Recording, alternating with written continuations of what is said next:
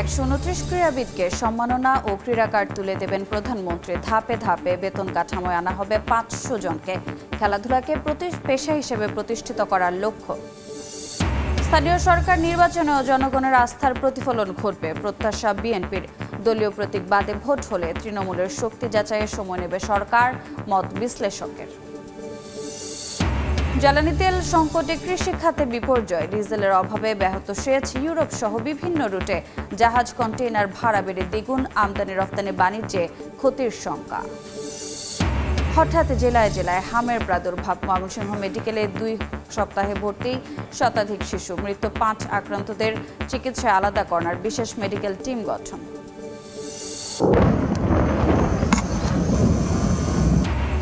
ইসরায়েলের শিল্পাঞ্চলে ক্ষেপণাস্ত্র হামলা। তেহরানেও আক্রমণ। লেবাননের শান্তিরক্ষী ঘাঁটিও আক্রান্ত, 1 জন নিহত।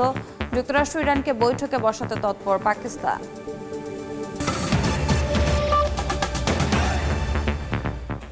সময় সংবাদের সঙ্গে আছে আমি রোজা চৌধুরী। খেলাধুলাকে পেশা হিসেবে প্রতিষ্ঠিত করতে আজ 129 জন ক্রীড়াবিদকে সম্মাননা ও ক্রীড়া কার্ড তুলে দেবেন প্রধানমন্ত্রী তারেক রহমান। এই কর্মসূচির মাধ্যমে এক নতুন দিগন্তের উন্মোচন হতে যাচ্ছে দেশের ক্রীড়াঙ্গনে। ক্ষমতায় আসার আগ থেকেই ক্রীড়াকে পেশা হিসেবে প্রতিষ্ঠিত করার কথা জানিয়ে আসছিল বর্তমান সরকার। সেই লক্ষ্যে প্রথম ধাপের কাজ শুরু করতে যাচ্ছে যুব ও ক্রীড়া মন্ত্রণালয়। ক্রীড়া কার্ডের মাসিক বেতনের অর্থ প্রকাশ না করলেও তা প্রত্যাশা অনুযায়ী হবে বলে জানিয়েছেন যুব ও ক্রীড়া প্রতিমন্ত্রী আমিনুল হক। ধাপে ধাপে মোট 500 জন ক্রীড়াবিদকে এই বেতন কাঠামোর আওতায় আনা হবে। বাংলাদেশ ক্রিকেট বোর্ডের নিজস্ব বেতন কাঠামো থাকায় এই তালিকায় থাকছেন না ক্রিকেটাররা।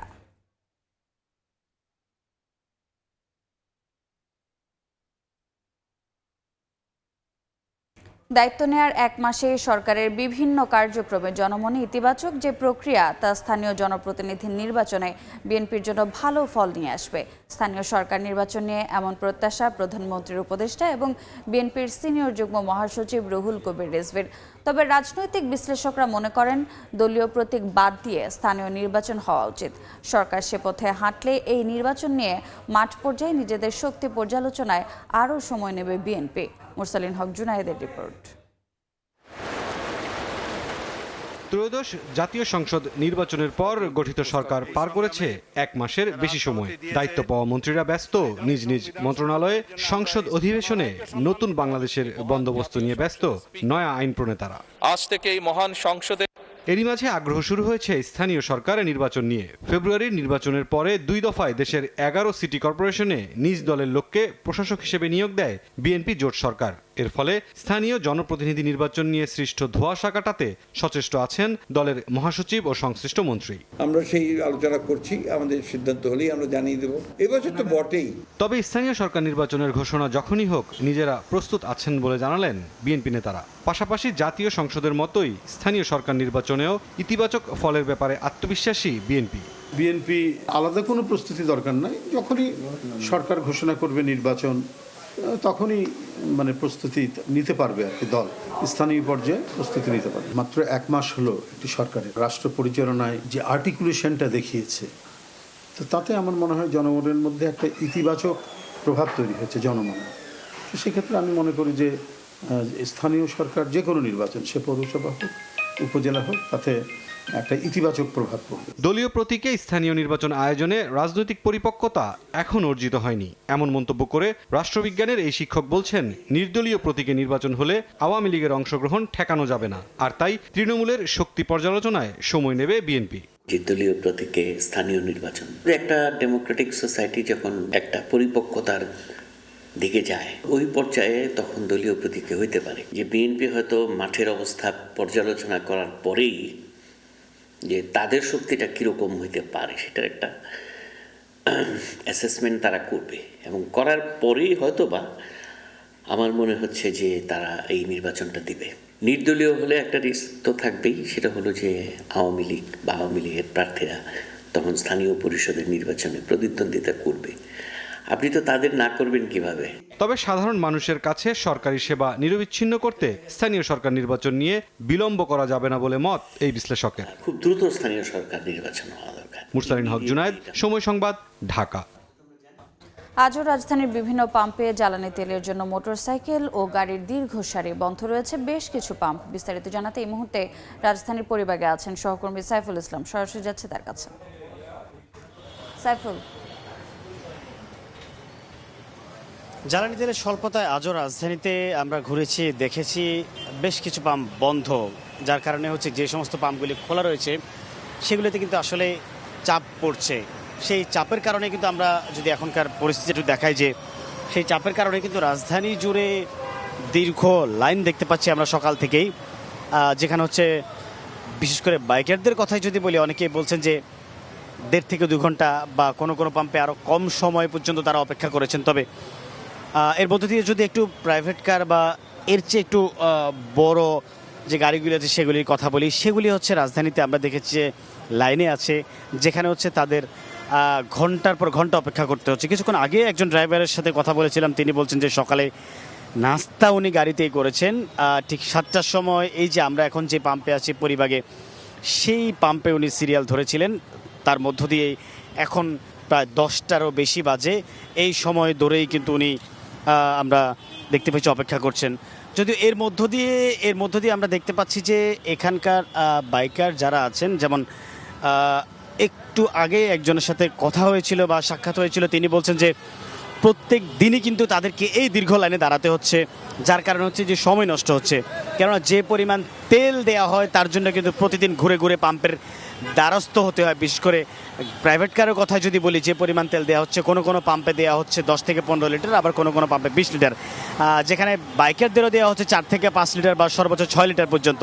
তবে এর মধ্য দিয়ে এই যে প্রতিদিন আসছেন তারা বলছেন যে প্রতিদিন আসতে 1.5 থেকে 2 ঘন্টা বা 3 থেকে 4 ঘন্টা ব্যয় হচ্ছে, সেটা 24 ঘন্টার ভিতরে এখন একটা মানুষের রুটিন হয়ে গেছে। সেই রুটিন অনুযায়ী কিন্তু তারা প্রতিদিন তেল নিতে আসছেন। তার মানে অনেকেই বলছেন যে এই যে কর্মঘণ্টার মধ্য দিয়ে মানুষের যে আনুষঙ্গিক সমস্ত কাজগুলি আসে, সেই কাজগুলির মধ্য দিয়ে কিন্তু এখন দৈনিক কিন্তু এই যে কাজটা করছেন তারা, এই কর্মঘণ্টা এখানে ব্যয় করে তেল নিচ্ছেন, সেই ঘন্টার প্রভাব কিন্তু এখানে পড়েছে। কেননা বলতে গেলে যে পরিমাণ সময় সে অন্য কোথাও কাজে ব্যয় করত, সে পরিমাণ সময় 2 থেকে 3 ঘন্টা প্রতিনিয়ত সময় করে কিন্তু তেল নেওয়ার জন্য মানুষে ব্যয় করছেন। এই ছিল আমার কাছ থেকে রাজধানীর তেল সরবরাহের পাম্প থেকে সর্বশেষ খবর। সরাসরি যুক্ত ছিলাম রাজধানীর পরিবাগে। দেশ জুড়ে জ্বালানি সংকটের প্রভাব এবার সরাসরি পড়তে শুরু করেছে কৃষি খাতে। বরিশাল সহ দক্ষিণাঞ্চলের কৃষকেরা পড়েছেন চরম বিপাকে। ডিজেলের অভাবে সেচ কার্যক্রম ব্যাহত হওয়ায় হুমকির মুখে পড়েছে চলতি মৌসুমের ফসল উৎপাদন। বিদ্যুৎ চালিত সেচ পাম্প এবং মৌসুমের বৃষ্টি ভরসা বলছেন কৃষি কর্মকর্তারা। অপূর্ব রিপোর্ট। বরিশাল, পটুয়াখালী, ভোলা, বরগুনা সহ দক্ষিণাঞ্চলের বিভিন্ন জেলায় অকটেন, পেট্রোল, ডিজেল সংকট তীব্র আকার ধারণ করছে। সময় মতো ডিজেল না পাওয়ায় সেচ দিতে পারছেন না কৃষকরা, ফলে অনেক স্থানে শুকিয়ে যাচ্ছে ফসলি জমি। উপকূলবর্তী বরগুনা তরমুজ আবাদে দেশের 3য় জেলা, কিন্তু জ্বালানি তেলের সংকটে সঠিকভাবে সেচের অভাবে কৃষকের মাঝে এখন রাজ্যের হতাশা। পানির অভাবে তরমুজের ক্ষেত ফেটে চৌচির, গাছে তরমুজ ধরলেও সেচ সংকটে বড় হচ্ছে না এর আকৃতি। আবার অনেক তরমুজে ধরেছে পচন, রয়েছে তরমুজ সরবরাহে পরিবহন বিড়ম্বনাও। হুজুরবাড়ি, চৌমোহনী অনেক জায়গায় খুঁজছি, তেল পাইতেছি না, প্রায় 10-12 দিন ধরিয়া পানি দিতে পারছি না। তেলের সংকটে আমরা এই তরমুজে সেচ দিতে পারতে আসি না। এবছর ফলন প্রতি বছর থেকে ফলন ভালোই ছিল, পরে তেলের সংকটের কারণে আসলে ফলনের তেমন একটা সুবিধা পাইতেছে না লোকজন।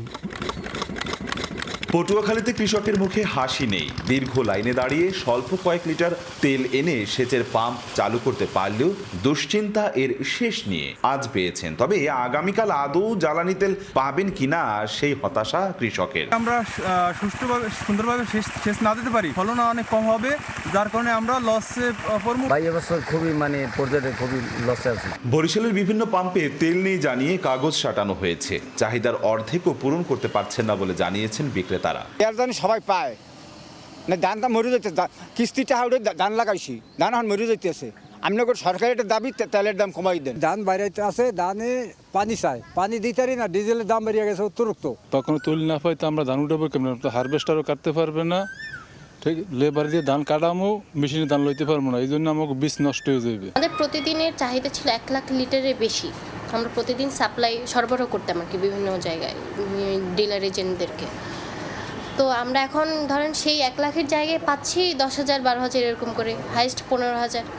তো সেই অনুযায়ী তো সাপ্লাই দিতে পারছি না। আমাদের কিছু সিটি কর্পোরেশন সাপ্লাই আছে, ডিসেবল সাপ্লাই আছে, এদেরকে দিয়ে এরপর যদি খুচরা বাজার থাকে তাহলে 2-1 আসলে দিতে পারি, না হলে এর দিতে পারতেছি না। 18 থেকে 19,000 লিটার তেল প্রতিদিন সরবরাহ করছি। আজকে প্রায় 20 থেকে 22 দিন আমাদেরকে কোনো 1 লিটার তেল দেওয়া হচ্ছে না। এদিকে স্থানীয় কৃষি কর্মকর্তারা বলছেন, সেচ কার্যক্রমে বিঘ্ন ঘটলে উৎপাদনে বড় ধরনের ঘাটতি দেখা দিতে পারে। তবে বিদ্যুৎ চালিত সেচ পাম্প এবং মৌসুমের বৃষ্টির ভরসার দিকে তাকিয়ে আছেন তারা। মাঠে বড়োর যে অবস্থা স্টেজ, এই স্টেজে পানির তেমন প্রয়োজন হবে না।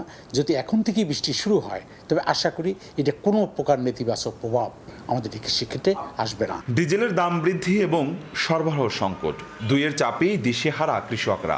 অনেকেই বাধ্য হয়ে বেশি দামে ডিজেল কিনছেন, যা উৎপাদন খরচ বাড়িয়ে দিচ্ছে কয়েক গুণ। প্রভাব পড়বে এর ভোক্তা খাতেও। অপূর্ব অপু, সময় সংবাদ, বরিশাল। সময় সংবাদে আরও থাকছে। এনে যে ব্রেক দিছে পড়ে গেছে, এই পিকআপ পড়ছে, অটো পড়ছে। যারা পার্মানেন্ট ডিউটি করে তারাও এখানে থাকে না, ওই অন্য লোক দিয়ে মনে করেন ডিউটি করায়। কুমিল্লায় রেল লাইন যেন মৃত্যু ফাঁদ। গত 5 বছরে ট্রেন দুর্ঘটনায় প্রাণহানি 354। 59টি ক্রসিংয়ে অরক্ষিত লাইনের ওপর দিয়ে সড়ক তৈরির অভিযোগ এলজিইডির বিরুদ্ধে।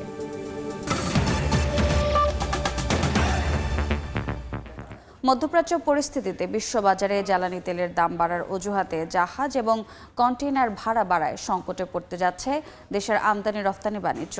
ইউরোপ সহ বিভিন্ন রুটে যেমন কন্টেইনারের ভাড়া 300 থেকে 1,500 মার্কিন ডলার বেড়েছে, তেমনি বাংকারিং চার্জ যুক্ত হচ্ছে 150 থেকে 300 মার্কিন ডলার।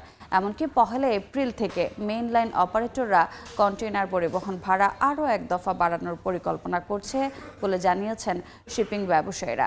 শাখাউত টিপুর ক্যামেরায় কমলদের রিপোর্ট।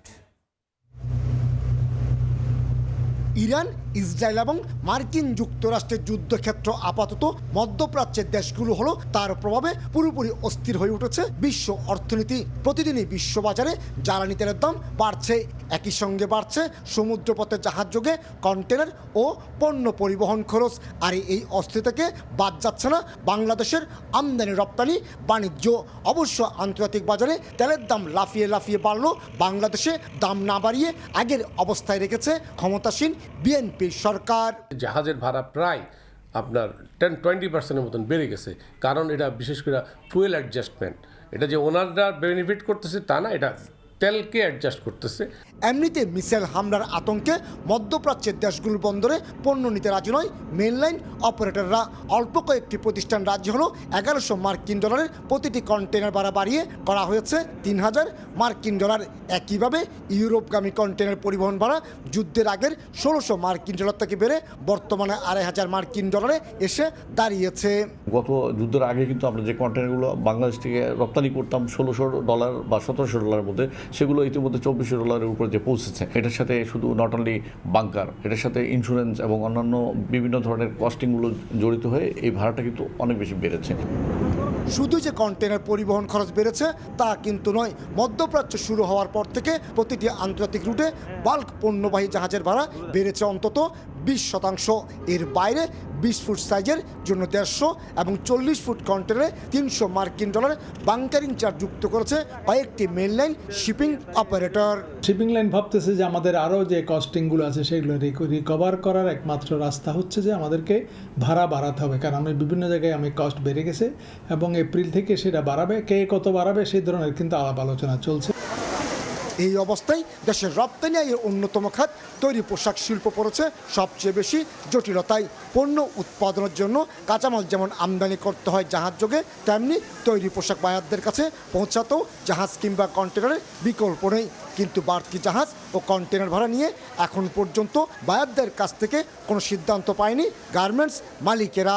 এই মুহূর্তে এসে হঠাৎ করে এই যে চেঞ্জগুলি হচ্ছে, এগুলি কিন্তু বায়ার কিন্তু আমাদেরকে পে করবে না। ওরা বলছে তোমাদের সাথে আমার যা হওয়ার হয়ে গেছে, তোমার সাথে আমার দরদাম হয়ে গেছে, সুতরাং তুমি এখন আমার মালটা শিপমেন্ট করো। শিপের ভাড়া কত বাড়লো, বিদ্যুতের বিল কত বাড়লো, অথবা কোথায় কি বাড়ছে সেটা ওদের কোনো কিছু আসে যায় না।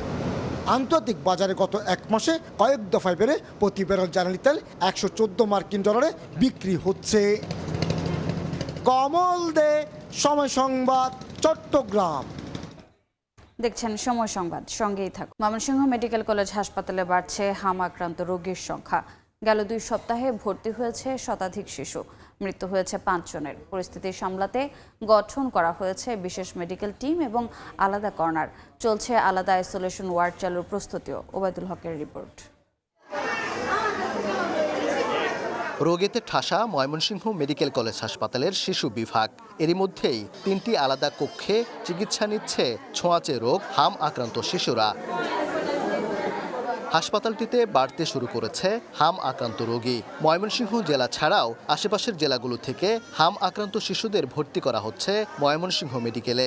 গত 12 দিনে হাসপাতালে 108 জন হাম আক্রান্ত রোগী ভর্তি হয়েছে। মৃত্যু হয়েছে 5 শিশুর। এর মধ্যে গেল 24 ঘন্টায় মৃত্যু হয়েছে 2 জনের। এতে বাড়ছে আতঙ্ক। জ্বর থেকে খিচুনি হয়েছিল, তারপর মেডিকেলে 7 দিন ছিলাম, পরে ছুটি দিছে। ছুটি দেওয়ার পরে বাড়ি যাওয়ার পরে আবার জ্বর কমেই নাই, অ্যান্টিবায়োটিক দিছে, খাইছি, তার জ্বর কমে নাই। নিউমোনিয়া ধরা পড়ছিল, প্রায় 7-8 দিন থাইকে গেছে এখানে। মোটামুটি একটু ভালো হয়েছিল, তারপর বাড়িতে নেওয়ার পরে আবার একই পাও, পরে থেকে হাম ধরা পড়ছে। হসপিটাল থেকে ছড়াইছে এই হামটা, এখন আবার নিয়ে আসছে, এখন হাম একটু কমতেছে, এখন আবার নিউমোনিয়া ধরা পড়ছে। আগে জ্বর ঠান্ডা দেয়া দিছে, পরে এরকম ভাইরাস জাতি দেয়া দিছে যে শরীরে মানে ফুড়া জাতি, পরে নিয়ে আসছি যে স্যারেরাই বলছে যে এটা হাম। কর্তৃপক্ষ জানায় ময়মনসিংহ মেডিকেল কলেজ হাসপাতালে চলতি মাসের মাঝামাঝি থেকে হাম আক্রান্ত রোগীর সংখ্যা বাড়তে শুরু করে। পরিস্থিতি সামলাতে গত 24 মার্চ হাম আক্রান্ত রোগীদের চিকিৎসার জন্য 3টি পৃথক মেডিকেল টিম গঠন করে হাসপাতাল প্রশাসন। হাসপাতালের শিশু ওয়ার্ডের পৃথক 3টি কক্ষ করা হয় হাম আক্রান্ত শিশুদের চিকিৎসার জন্য। হাম কর্নার নামে 10 শয্যা বিশিষ্ট কক্ষগুলোতে একটি মেডিকেল টিমের তত্ত্বাবধানে চিকিৎসা চলছে শিশুদের। তবে কক্ষগুলোতেও রোগী সংকুলান হচ্ছে না। দায়িত্বরত চিকিৎসক বলছেন, টিকাদান সঠিকভাবে না হওয়ায় হামের প্রকোপ বেড়েছে। পরিস্থিতি সামাল দিতে শিশু বিভাগের 3টি কক্ষ নিয়ে করা হাম কর্নার স্থানান্তর করে চলছে আলাদা আইসোলেশন ওয়ার্ড চালুর প্রস্তুতি। আমাদের ওয়ার্ডে 3টি আইসোলেশন ইউনিট চালু করি, 3টি মেডিকেল টিমের তত্ত্বাবধানে আরও বড় পরিসরে হাম আইসোলেশন ইউনিট, একেবারে ডেডিকেটেড হাম আইসোলেশন ইউনিট চালু করছে।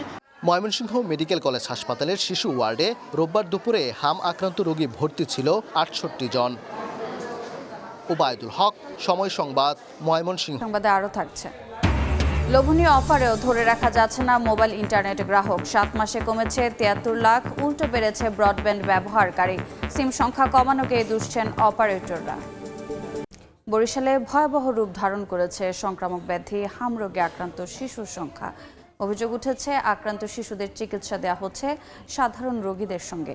চলতি বছরের প্রথম 3 মাসেই বিভাগে আক্রান্ত হয়েছেন 130 জন, যার মধ্যে চলতি মাসে শেরেবাংলা মেডিকেল কলেজ হাসপাতালে চিকিৎসা নিয়েছে 89 জন। 78 শয্যার শিশু ওয়ার্ডে চিকিৎসা নিচ্ছে 196 জন। প্রতি বেডে 2 থেকে 3 জন শিশুকে চিকিৎসা দেওয়া হচ্ছে। রোগীর স্বজনদের অভিযোগ, হামসহ সব ধরনের রোগে আক্রান্তদের রাখা হচ্ছে একই সঙ্গে। যদিও হাসপাতাল কর্তৃপক্ষ বলছে ইতোমধ্যে সব ধরনের প্রস্তুতি গ্রহণ করা হয়েছে।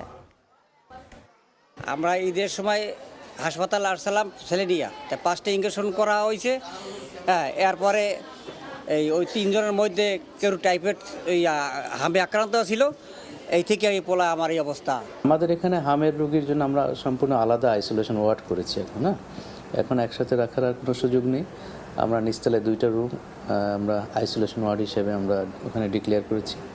ওখানেই হামের রোগীদেরকে যখনই শনাক্ত করা হয় বা সাসপেক্টেড হাম থাকে তখনই আমরা ওখানে শিফট করার জন্য আমাদের নির্দেশনা আছে। দেখছেন সময় সংবাদ।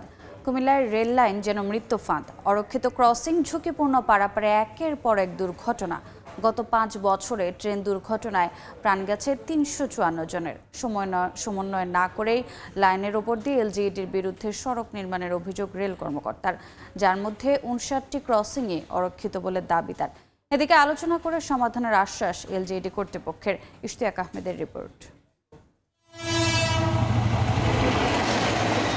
এই রেল লাইন শুধু পথ নয়, যেন মৃত্যু ডেকে আনে। হঠাৎ করেই ছুটে আসে ট্রেন, আর এক মুহূর্তেই শেষ হয়ে যায় জীবনের গল্প। কুমিল্লার একের পর এক অরক্ষিত রেল ক্রসিং এখন মানুষের কাছে আতঙ্কের নাম।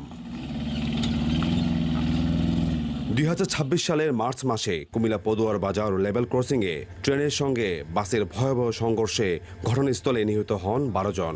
এর আগে অরক্ষিত লেভেল ক্রসিংয়ে 2024 সালের নভেম্বরে বুড়িচংয়ের কালিকাপুর এলাকায় একটি অটোরিকশাকে পিষে দেয় ট্রেন।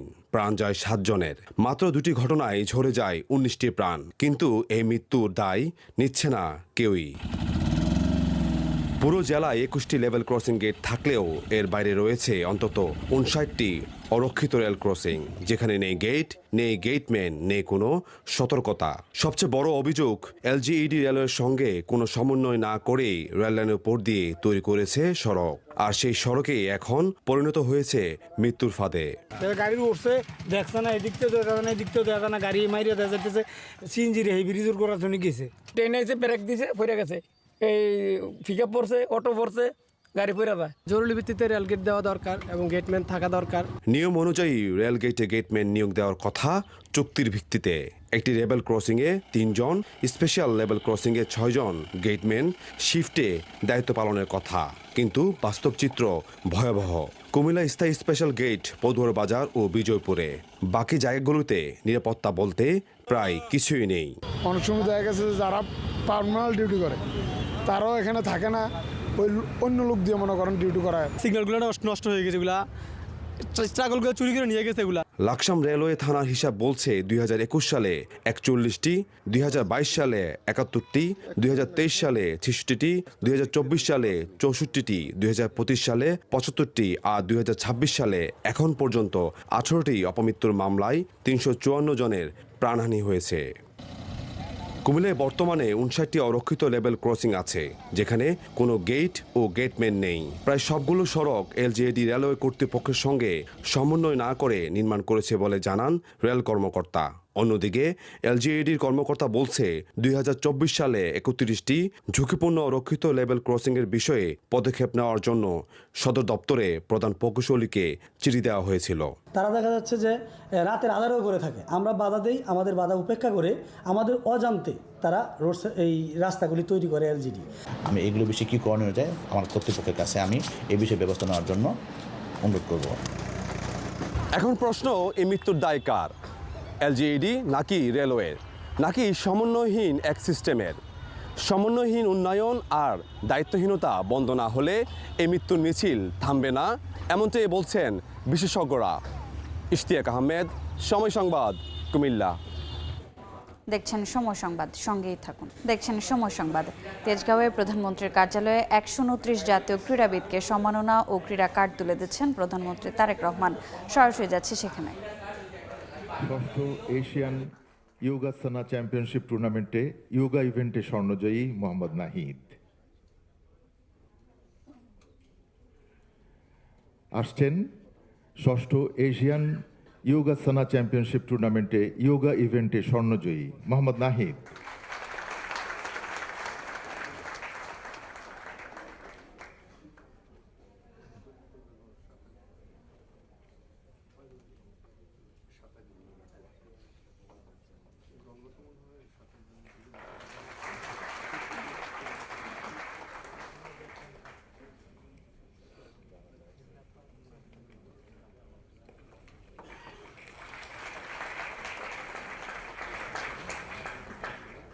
এবারে মঞ্চে আসার জন্য অনুরোধ জানাচ্ছি Yonex Sunrise Bangladesh International Challenge 2025-এ ব্যাডমিন্টন ইভেন্টে দলগত স্বর্ণজয়ী গৌরব সিংহ ও আব্দুল জাহির তানভীরকে।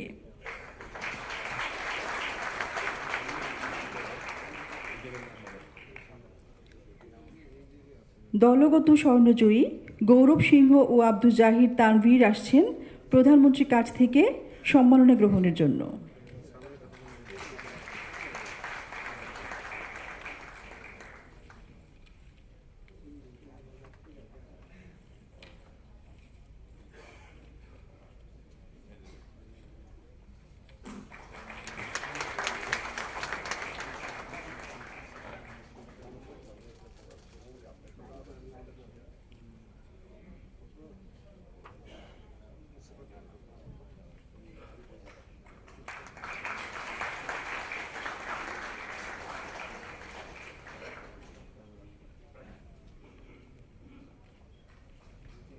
এই পর্যায়ে দলনেতা বিথি চাকমার নেতৃত্বে একে একে মঞ্চে আসার জন্য অনুরোধ করছি 38তম Thai Kings Cup ISTAF world sepak takraw championship 2025-এর চ্যাম্পিয়ন নারী দলের সদস্যদের। প্রথমে আহ্বান জানাচ্ছি বিথি চাকমাকে। সরাসরি যুক্ত ছিলাম প্রধানমন্ত্রীর কার্যালয়ে। অনুষ্ঠানটির সম্পূর্ণ অংশ দেখতে ভিজিট করুন সময় টিভির ফেসবুক পেজে। দেখছেন সময় সংবাদ। 2007 সালে 1/11 সরকারের সময় আলোচিত সেনা কর্মকর্তা মাসুদ উদ্দিন চৌধুরী ও শেখ মামুন খালেদের বিরুদ্ধে লিখিত অভিযোগ দিচ্ছেন ভুক্তভোগীরা। গ্রেফতার, নির্যাতন, জিম্মি করে অর্থ আদায় সহ নানা অভিযোগ তাদের। এদিকে 1/11 সরকার গঠনে এই দুই সেনা কর্মকর্তা ছাড়াও আরও কয়েকজনের সম্পৃক্ততা পেয়েছে টিভি। মাসুদুর রহমানের রিপোর্ট। সম্প্রতি 3 দিনের ব্যবধানে গ্রেফতার হন 1/11 সরকারের সময় আলোচিত সেনা কর্মকর্তা মাসুদ উদ্দিন চৌধুরী ও শেখ মামুন খালেদ, দুজনই অবসরপ্রাপ্ত লেফটেন্যান্ট জেনারেল। এদের মধ্যে জেনারেল মাসুদকে মানব পাচারের অভিযোগে গ্রেফতার দেখানো হয়, আর জেনারেল মামুনকে জুলাই হত্যা মামলায় গ্রেফতার করে গোয়েন্দা পুলিশ। দুই সেনা কর্মকর্তাকে গ্রেফতারের পর আবারও আলোচনায় 2007 সালের 11 জানুয়ারি জরুরি অবস্থা জারি করে গঠিত 1/11 সরকার। মাসুদের দ্বিতীয় দফা আর মামুনের প্রথম দফা রিমান্ড চলছে। গোয়েন্দা পুলিশ জানিয়েছে 2007 সালে রাষ্ট্রপতিকে দিয়ে জরুরি অবস্থা জারির দায় এখনও স্বীকার করেননি তারা। আর বিএনপির তৎকালীন সিনিয়র যুগ্ম মহাসচিব ও বর্তমান প্রধানমন্ত্রী তারেক রহমানকে গ্রেফতার ও নির্যাতনের দায় অন্যদের ওপর চাপিয়েছেন দুজন।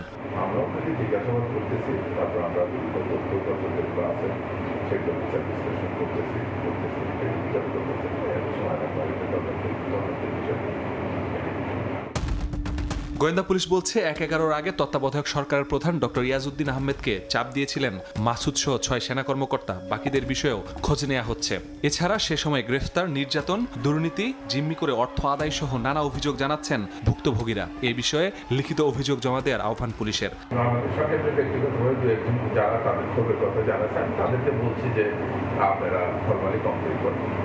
আমি তো মৌখিক কারণ আইনগতভাবে মানবতা বিরোধী অপরাধের মামলায় দুই সেনা কর্মকর্তাকে গ্রেফতার দেখিয়েছে আন্তর্জাতিক অপরাধ ট্রাইব্যুনাল। শো অ্যারেস্ট দেখানো হচ্ছে দুর্নীতির মামলায়ও। মাসুদুর রহমান, সময় সংবাদ, ঢাকা। দেশের বাইরের খবর। ইসরায়েলের শিল্পাঞ্চলে ক্ষেপণাস্ত্র হামলা চালিয়েছে ইরান। তেহরান সহ বিভিন্ন স্থানে যৌথ হামলা অব্যাহত রেখেছে যুক্তরাষ্ট্র, ইসরায়েলও।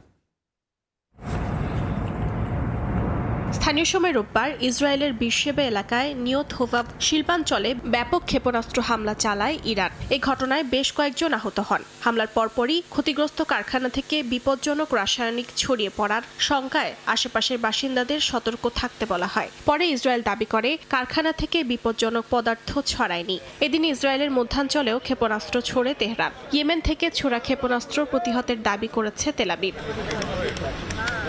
কুয়েত, বাহরাইন, সংযুক্ত আরব আমিরাত সহ উপসাগরীয় দেশগুলোতেও হামলা চালায় ইরান। কুয়েতের প্রতিরক্ষা মন্ত্রণালয় জানায়, গত 24 ঘন্টায় দেশটিকে লক্ষ্য করে 14টি ব্যালিস্টিক ক্ষেপণাস্ত্র ও 12টি ড্রোন ছোড়া হয়েছে।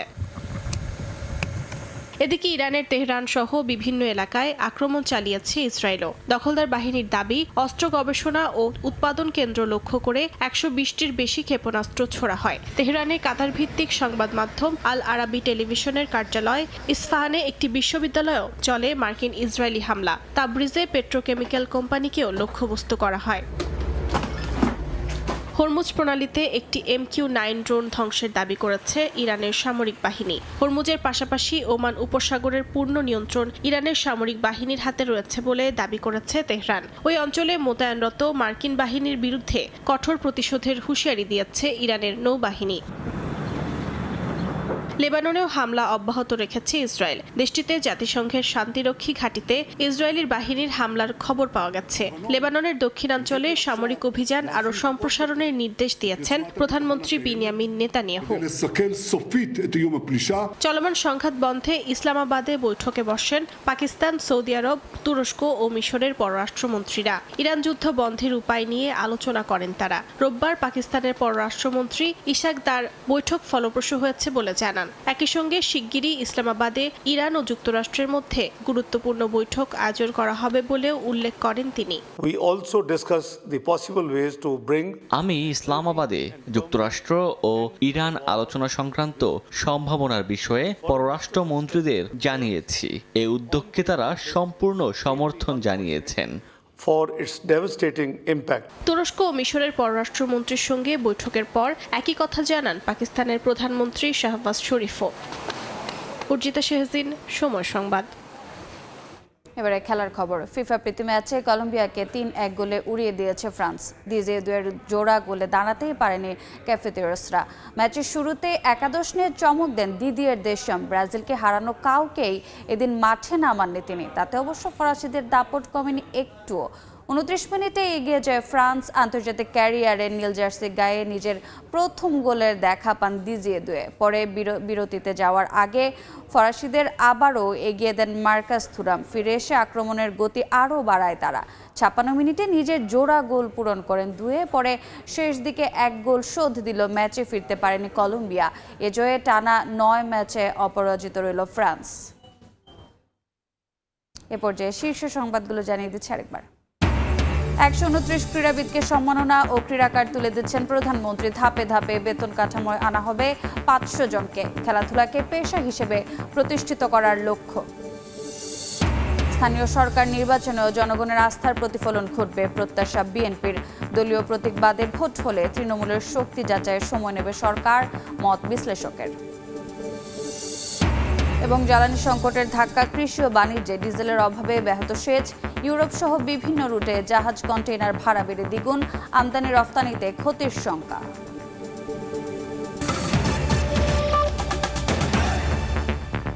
এ ছিল সকাল 10টার সময় সংবাদে। এরপর এ সময়ের বাণিজ্য নিয়ে সঙ্গে থাকবেন ফরহাদুর রহমান। রোজা, আপনাকে ধন্যবাদ। এ সময়ের বাণিজ্য নিয়ে আসছে কিছুক্ষণ পর, সঙ্গে থাকুন সময়ের।